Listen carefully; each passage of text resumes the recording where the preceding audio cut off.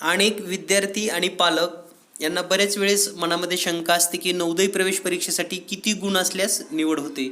विद्यार्थी मित्रांनो, या संपूर्ण व्हिडिओमध्ये नवोदय प्रवेश परीक्षेचे गुण आणि अभ्यास कसा करावा, किती गुण असावेत याची संपूर्ण माहिती पाहूयात लगेच. विद्यार्थी मित्रांनो, आपण नवोदय प्रवेश परीक्षा देत असाल किंवा नवोदय प्रवेश परीक्षेचा फॉर्म भरला असेल, तयारी करत असाल तर सर्वांना सर्वप्रथम शुभेच्छा की आपण ही परीक्षा देत आहात. परंतु ही परीक्षा देत असताना या परीक्षेचे बारकावे आपणास माहिती असणं गरजेचं आहे. त्यासाठी आपणास परीक्षेचे मधील एकूण घटक, एकूण प्रश्न, सिलेबस काय असतो याबद्दलची माहिती असावी. सर्वप्रथम जर आपण पाहिलं तर नवोदय प्रवेश परीक्षेमध्ये एकूण 3 विषय आहेत. पहिला म्हणजे भाषा, दुसरा विषय गणित आणि तिसरा विषय जो आहे तो म्हणजे मानसिक क्षमता.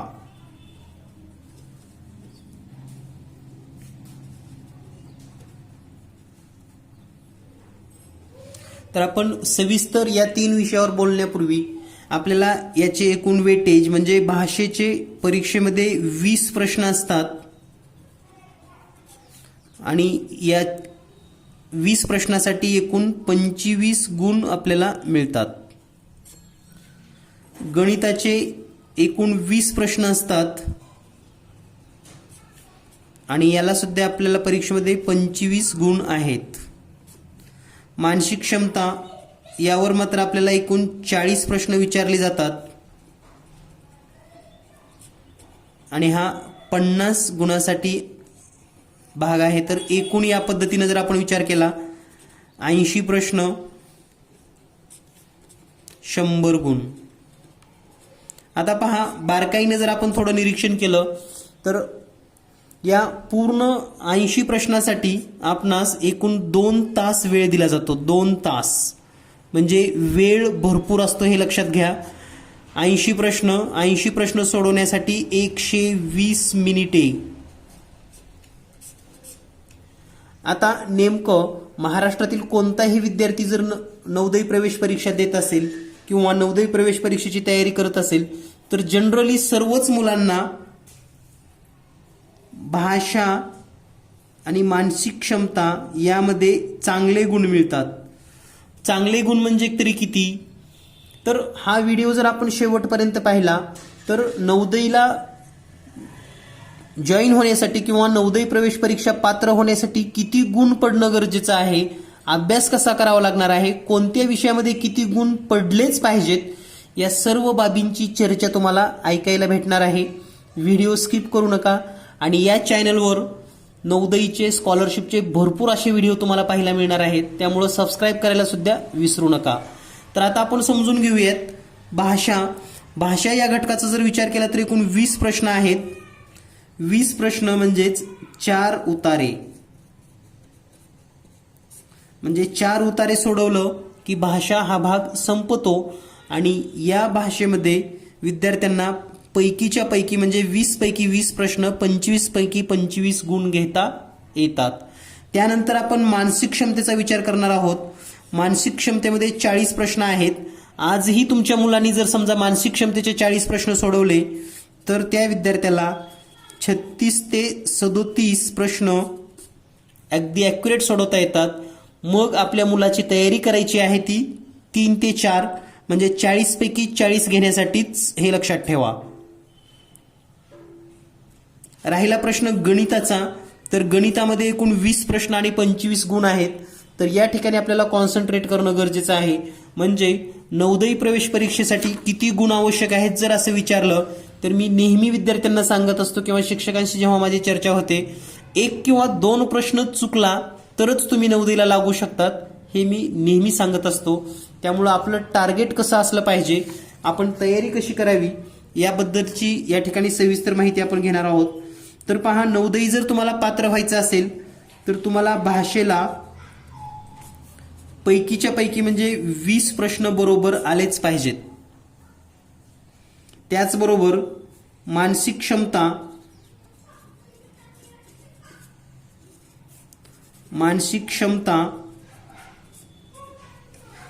याचे 40 पैकी 40 आले पाहिजेत, म्हणजे 60 प्रश्न तुम्हाला या 2 विषयामध्ये मिळालीच पाहिजेत.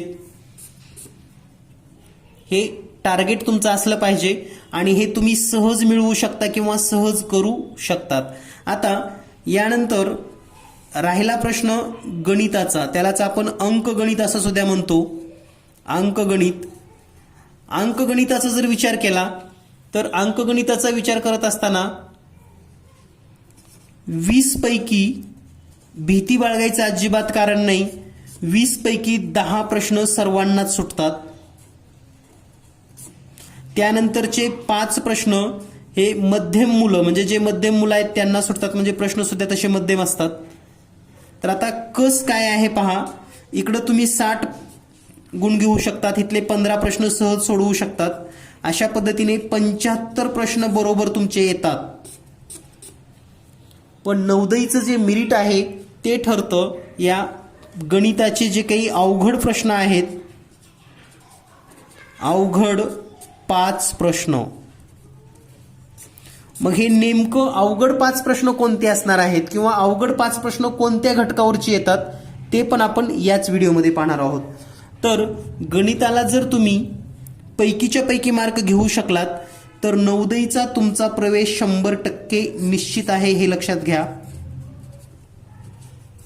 गणिताला जर पैकीच्या पैकी किंवा 20 पैकी 19 घेतलात आणि इकडे जरी पैकीच्या पैकी घेतलात तर तुमचा प्रवेश निश्चित आहे.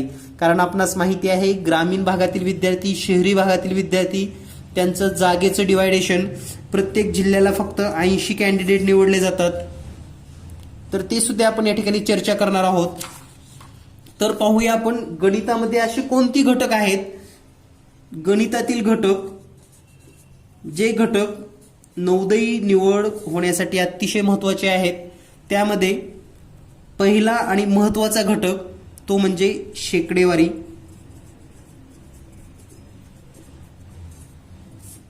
त्यानंतर दुसरा घटक सरळ व्याज. तिसरा घटक शाब्दिक उदाहरणे.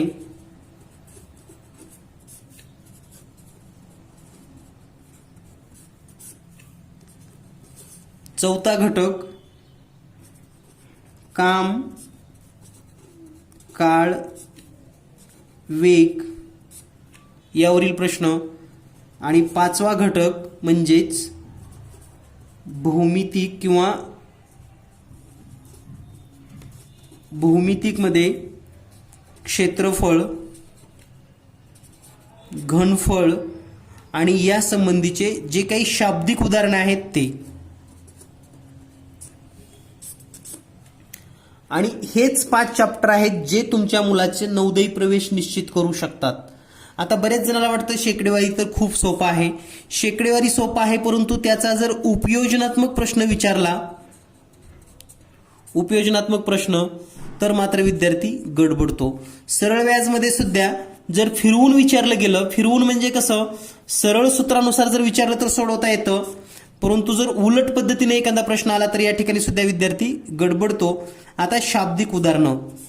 शाब्दिक उदाहरणामध्ये काय आहे तर शाब्दिक उदाहरणामध्ये अपूर्णांक हा घटक असतो शक्यतो. अपूर्णांकावरील शाब्दिक उदाहरणे. त्याचबरोबर या ठिकाणी कामकाळ वेग जर आपण 4था चॅप्टर पाहिला तर यामध्ये रेल्वेचा वेग,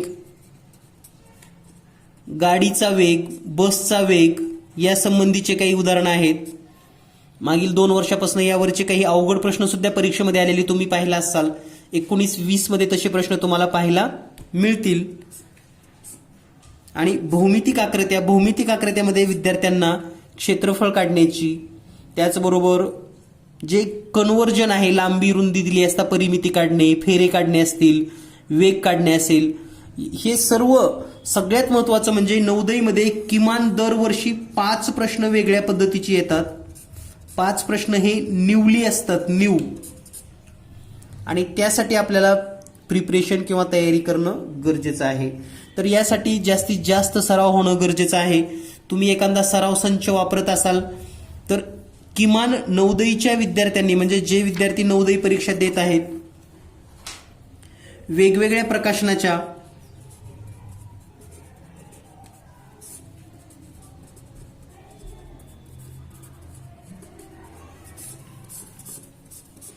किमान 20 ते 30 पेपर सोडवून पहा, सराव करा. कोणत्या पेपरमधील प्रश्न येतील असं सांगता येत नसतं. आपला सराव जास्तीत जास्त करणं गरजेचं असतं. परंतु जर आपल्याकडे सरावासाठी कोणतंही पुस्तक उपलब्ध नसेल तर जीनियस मॅथ पब्लिकेशनचा जवाहर नवोदय विद्यालय सराव संच मार्केटमध्ये उपलब्ध आहे. पुस्तकालयामध्ये मागणी करा. तुमच्या शेजारच्या पाठ्यपुस्तकालयामध्ये सुद्धा हा उपलब्ध होऊ शकतो. आणि जर तुम्हाला हा तुमच्या गावामध्ये किंवा तुमच्या शहरामध्ये जर उपलब्ध नाही झाला तर तुम्हाला हा घरपोच सुद्धा मिळू शकतो. या प्रश्नसंचचं वैशिष्ट्य म्हणजे यामध्ये 2019 आणि 20 दोन्हीही पेपर स्पष्टीकरणसह दिलेले आहेत आणि एकूण 17 प्रश्नपत्रिकेचा समावेश आहे. यामध्ये मानसिक क्षमता चाचणी, अंकगणित, भाषा पूर्ण बोर्डाप्रमाणे पेपर दिलेले आहेत.